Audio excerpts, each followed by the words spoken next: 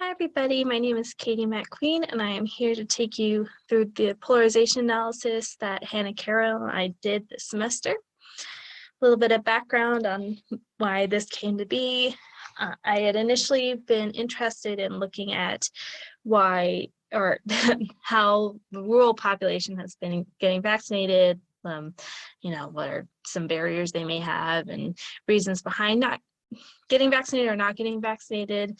And I found in my beginning research through our tagging articles that oftentimes there was a political reason behind their decision to get vaccinated.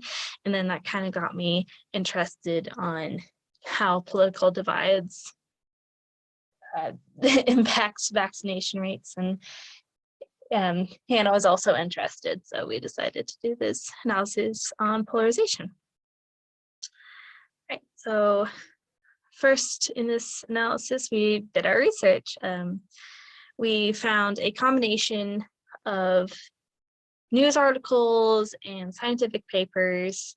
We kind of wanted to get many different perspectives on this issue, not just scientific and, not just news articles. So we went through, we found news articles, scientific papers looking into how political messaging has impacted vaccination rates, how polarization itself has impacted vaccination rates, both in COVID-19 and in the past. Yeah. So in our research, we found our articles and we did these little notes to remind us of what we were reading and, to give the other a good idea of what we're going to be looking at when we read them. Okay, and then we used this research and wrote our analysis. So in our analysis, we have our introduction, the evidence we found for political polarization in the COVID-19 environment, political messaging and vaccination rates, and potential solutions, and our conclusion. So in our analysis, we did find that political messaging has impacted COVID-19 vaccination rates, positive or negative, depending on which side of the spectrum you're looking on. Obviously, on the more, well, not obviously, but on the conservative side, there has been a decrease in vaccination because of the messages that Republican Party leaders put out early in the pandemic and through general distrust of experts. And then on the liberal side, we saw an increase in vaccination rates and preventive behaviors, again, because of early political messaging and an increased trust in experts.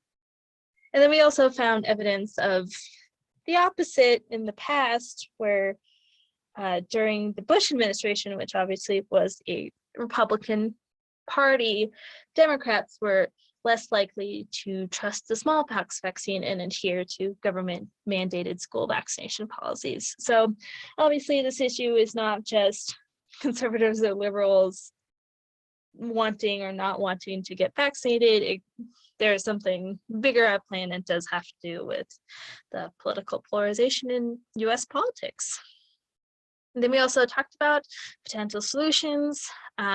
Essentially, it just came down to public health issues should not be politicized in the first place. And if that does happen, if something like the COVID-19 pandemic is politicized, there needs to be early, accurate, and coherent public health messages across party lines. They need to be the same, and they need to be early and accurate so that the public can trust it.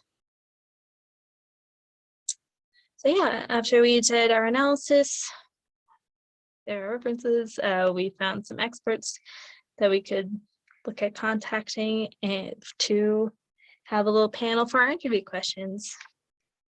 Yes, thank you for this little walk through our polarization analysis. It was an absolute pleasure to get to work with Hannah, and I hope you enjoy reading it.